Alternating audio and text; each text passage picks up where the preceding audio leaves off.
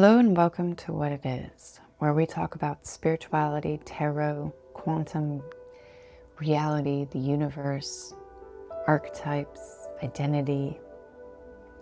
My name is Jordana, and welcome.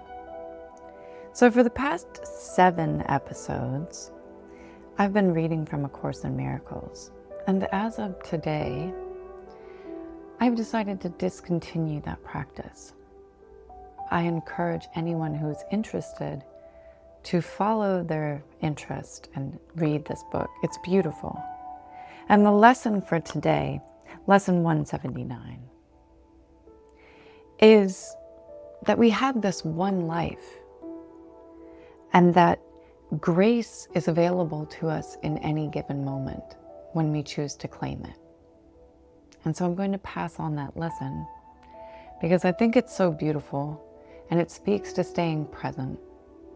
It's so easy to get pulled out of ourselves by discomfort or a feeling of dissatisfaction or wanting, when really the most powerful place we can be is in the present moment, full of gratitude for everything that we have. Because if you're listening to this, it means that you have a level of privilege that isn't afforded to everyone. There are people who don't have clean water, who don't have homes to live in, who don't know where their next meal is coming from.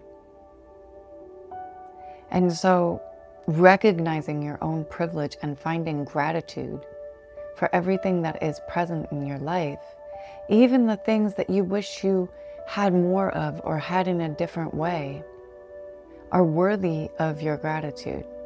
Even the really hard things, because they teach us.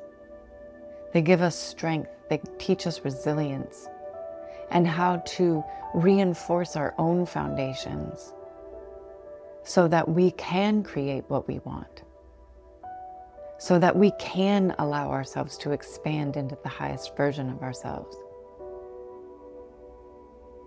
We need that foundation of strength, an ability to withstand the storms of life, to support us as we expand beyond what is considered normal.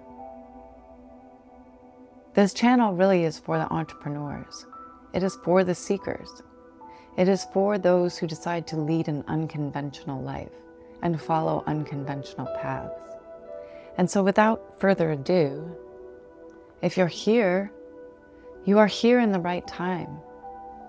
You are here because you are seeking expansion on some level. And just know that all of these readings are timeless. Whenever you tap in, it is the right moment. And to take whatever aligns and resonates with you and leave the rest. And not every reading is going to be for everybody. Just like not every channel is for everybody. So, diving right in, we've got heavy queen energy coming in. And I read mind, body, spirit lines, past, present, and future. Kind of like a tic-tac-toe board if you want to envision it.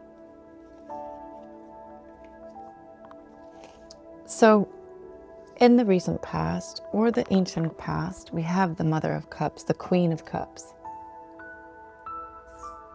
The mother of all, really. This energy is the emotional quality of nurturing and creation and mothering ideas into being and mothering identities into being.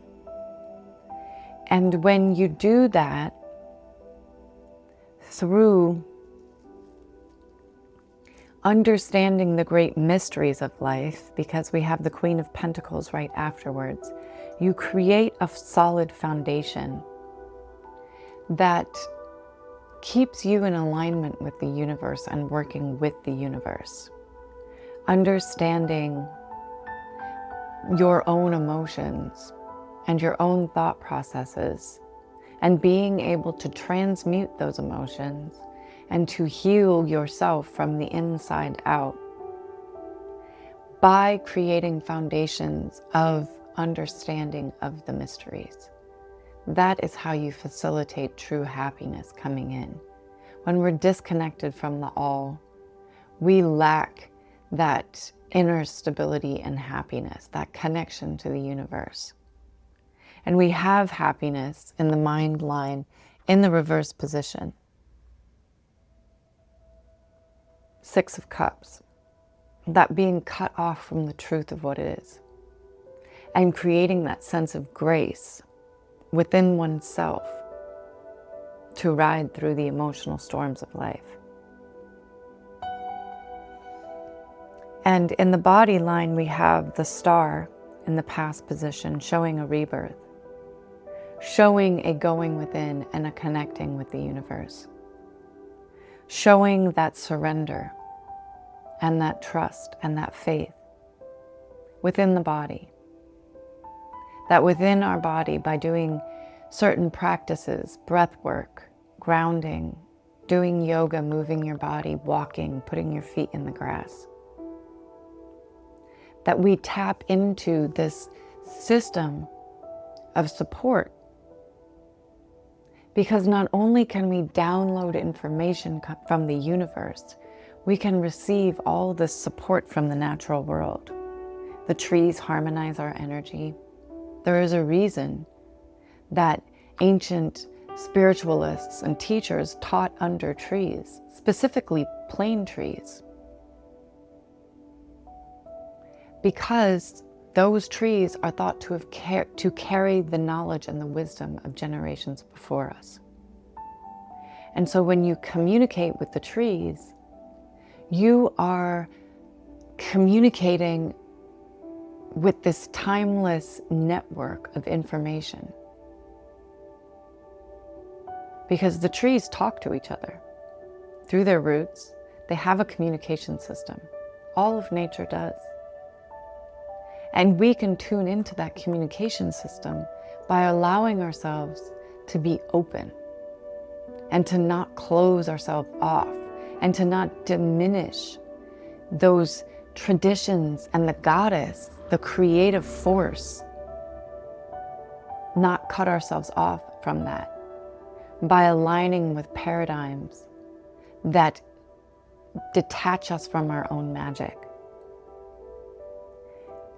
We have the magician in the reverse, in the present moment of the body line, showing that disconnection that happens when you cut yourself off from the natural environment, when you are not replenishing yourself. Putting your feet in the grass and connecting with the dirt replenishes the electrons in your body. It recharges you. And we are ushered into systems through school, through religion, through the government that separate us from nature, that separate us from the goddess. And this has been a long time in the making. And there is this sense that it is returning, that reconnection to magic, that reconnection to nature and the goddess, to the feminine. Because the feminine gets to expand. She's chaotic. She's nurturing and she's chaos. And chaos expands unless you learn how to support it and facilitate it in a way that allows it to be directed. It needs to be nurtured. And that comes through self-study, self-actualization, introspection, trust and curiosity about life, and a willingness to explore and to see beyond what you've been told and taught. And it is then that you are able to take a sense of control over your life and over your own destiny. You recognize yourself as the cause. You recognize yourself as the creator, as the magician. And you hold this sense of virtue about you. We have the 3 of Wands coming in the future position of the body. That necessity to align yourself with your vision and to let go of what does not play into it. What does not serve your vision? What are you still holding on to from the past that does not serve your future? What stories do you keep telling yourself, reinforcing beliefs that do not serve your future?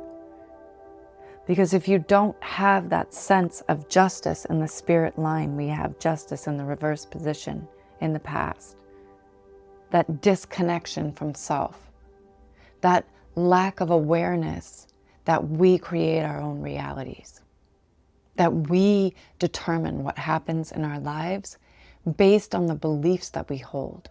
If we act through our subconscious programming, we continue to create the same scenarios over and over and over again, just in with different ingredients.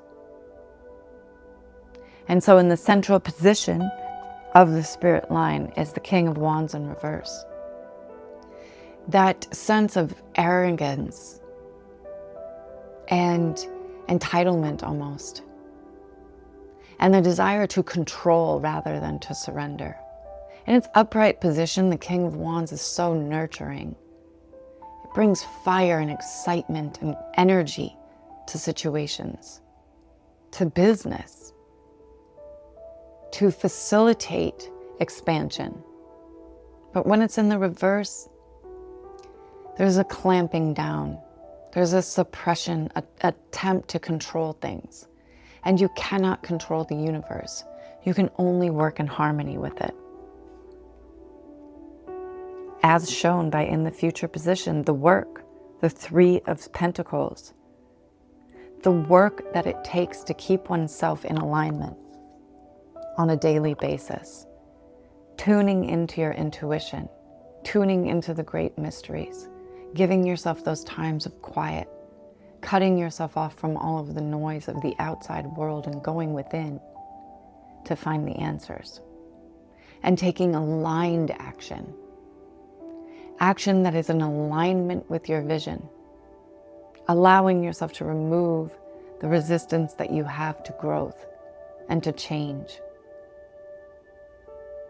burning up those old identities and being reborn like a phoenix. The you who you've been up until this point, all of those parts of you are not going to serve your vision, because they are attuned to a certain limitation. They are attuned to this is how good it can get. So it is up to you to be discerning and to cut away and allow to burn up what doesn't serve the highest version of you. Because the highest version of you has no limitations. And so by using your intuition, the 10th card is the High Priestess. Understanding the great all, understanding that the mystery must remain a mystery. But that by using the knowledge that has been passed down and the wisdom that comes from generations before us, and even the generations ahead of us, because time isn't linear. Time is an illusion. And so the future can inform our path just as well as the past can, even better. Because when we start to hold the emotional qualities and the emotional state of having what we wish, we allow ourselves that space to expand. We teach our nervous system to hold more. We teach ourselves to be comfortable with more. And the significator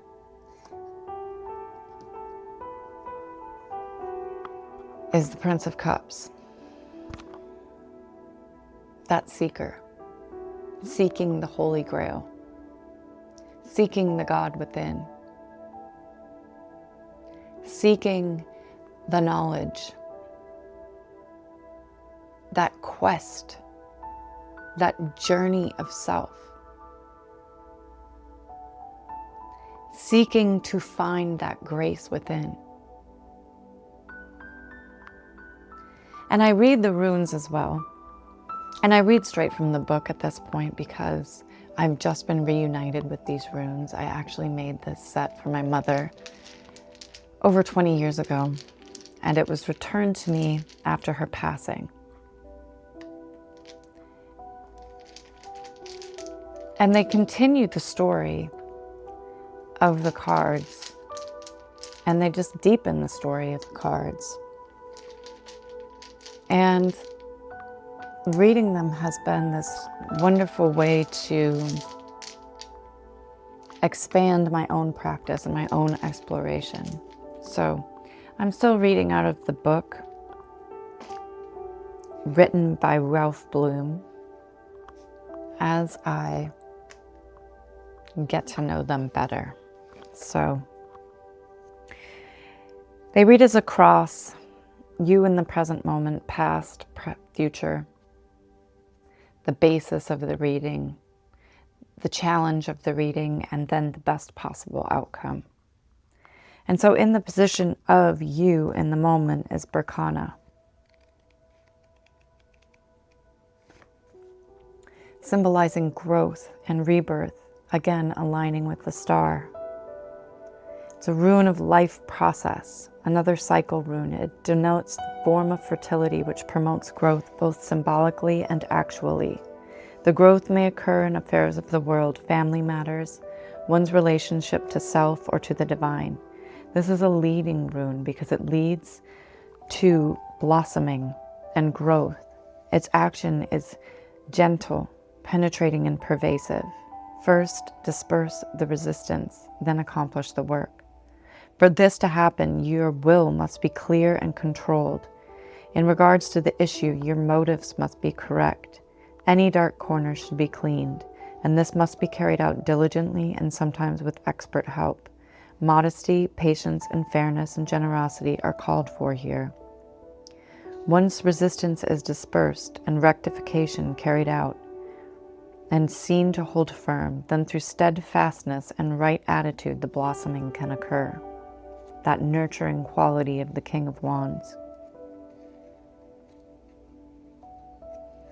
And in the past position, we have fertility, new beginnings, Ingus, akin to the moon,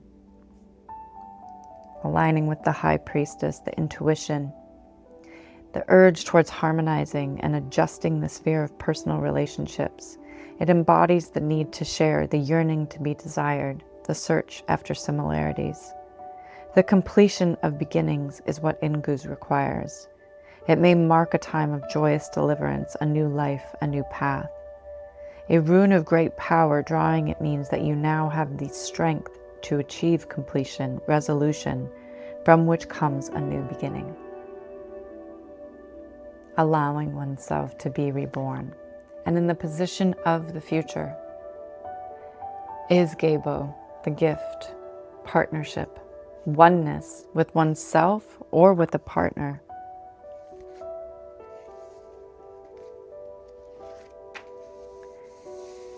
It is an indication that a union, uniting or partnership or some form is at hand. But you are put on notice not to collapse yourself into that union. For true partnership can only be achieved by separate and whole beings who retain their separateness even in unity and reuniting. Remember to let the wings of heaven, the winds of heaven, dance between you. And it applies to all levels of relationships, be it a business, a partnership, a love affair, family. When entering into partnership with anyone, including your higher self, allowing for those conversations and the communication to happen between your conscious and your subconscious mind.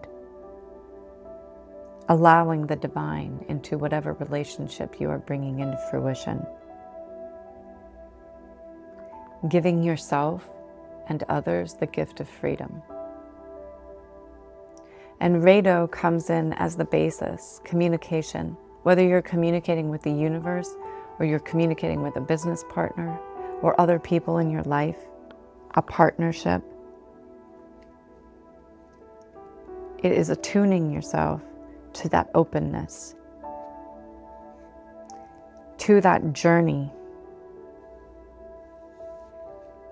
to that sense of unity in the center of the polarities, that neutrality. Willing yourself to follow the will of the heavens, of the universe, to follow the path that aligns you to your highest self, to allow that into fruition, to turn to the teacher within, and to allow right action to flow through you.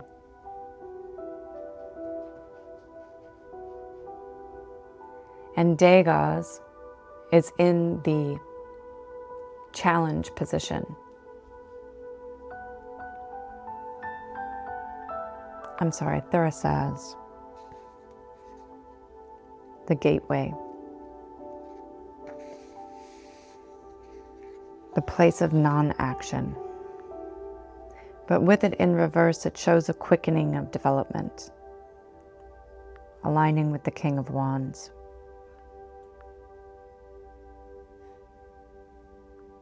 Allowing for those pauses necessary to allow those parts of yourself to be actualized. The integration periods. After great change, you need time to integrate, to allow the lessons to be absorbed and to become part of your nature. And that requires that quiet, that time of contemplation, that space between. Do not attempt to go beyond where you haven't yet begun. Be still and collect yourself and wait on the will of heaven. And Awa is coming in the future position, symbolizing movement, but also coming up in the reverse position, showing that at this time, in this present moment, the movement almost seems to be a block. Taking that time to be certain about what you are doing and what you are not doing, and making sure that it is timely. There are no missed opportunities. We simply have to recognize that not all opportunities are for us, that not all possibilities are open to us. The opportunity at hand may be precisely to avoid action. If you are feeling at a loss or unclear about the need to act, consider what is timely and appropriate to your nature, and remember, what is yours will always be returned to you and will always come to you.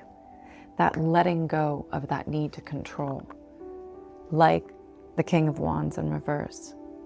Doing the work, which often means just to surrender. Just to learn to hold that grace, regardless of what your outside circumstances are going through. Allowing yourself to be in the void and to surrender to it. Because from that place of surrender, one develops trust. One develops faith, not only in oneself, but in their true path. And so using this time, this void, to tell yourself different stories, to practice holding a vibration and frequency of joy and delight and peace and calm and happiness. Seeing this time as a portal, as a school, as part of your job, as part of your being, is that you get to have this process of growth. The journey of an entrepreneur is a journey of the self, is the journey of personal growth. It will challenge every single limitation that you have ever had instilled in you and that you've ever instilled in yourself. It will challenge you to move beyond your own limitations. It will challenge you to stand on your own, to be within the fire on your own, to be your own best advocate, your own best marketer, your own best friend and support, to become that King of Wands for yourself, to nurture yourself through the moments where despair seems to take over, or where the void and the unknown just seems so big that you have no idea how to change and what move to take next. But this void teaches us the stillness, those times of meditation, of attuning ourselves and aligning our channel with the universe, becoming that channel and that portal for information, and then taking action. Not taking action from a place of fear or needing to know the outcome or attachment to what the outcome is or how it shows up. Just trusting. The money will come, the clients come, the opportunities come, the love comes, the relationships come. Pause. Stay focused. That center channel, that place of alignment, King of Wands nurturing the magician within, the Queen of Stones anchoring into that ancient wisdom, and the High Priestess teaching us to follow our intuition, teaching us that we are part of the universe, that we are God. We are a mirror of the universe, and the mirror is the inside of us. We are the universe in human form. We are spirit having a human experience. And when you remember that, the trivial things cease to matter so much. And all that really matters is alignment. You're going to get where you want to go, but only as fast as you remove the resistance to it. You've been taught to limit yourself. You've been taught to play small. You've been taught to people please, to diminish parts of yourself in order to be acceptable. But in order to be fully self-actualized and to truly follow the search for the Holy Grail, that connection, that union with the universe, you must be willing to let go of every limitation, every assumption, every expectation, every need to fit yourself into a box, and to allow yourself the freedom to explore life with curiosity and excitement. What's coming is so exciting. The next thing is so amazing. Get excited for it.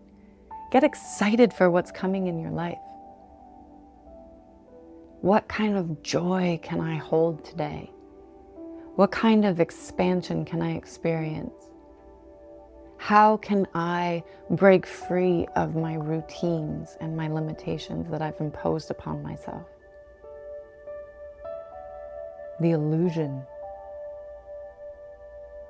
that we don't have control or power.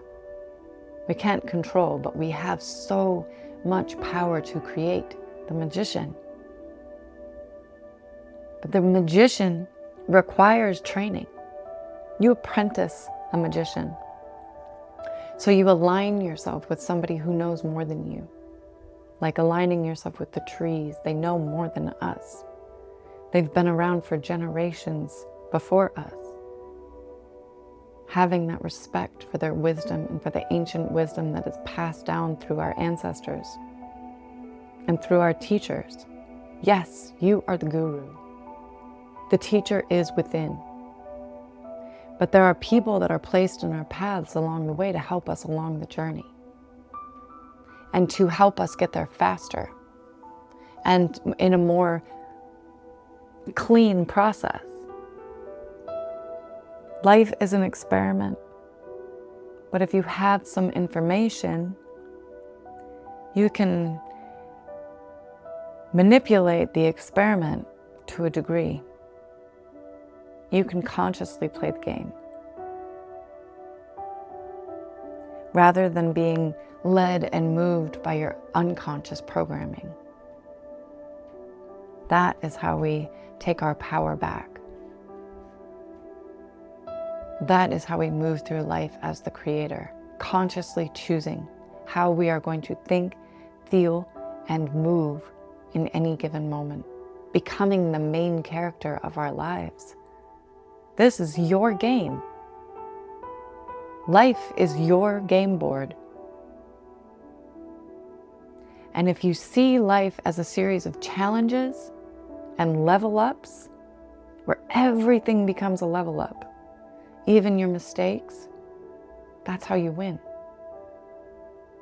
That's how you become a new avatar. That's how you instill a new identity within yourself. And stop believing the lie that you are powerless, that the government decides,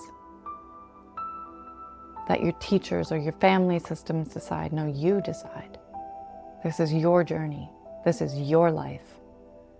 You get to do whatever you like,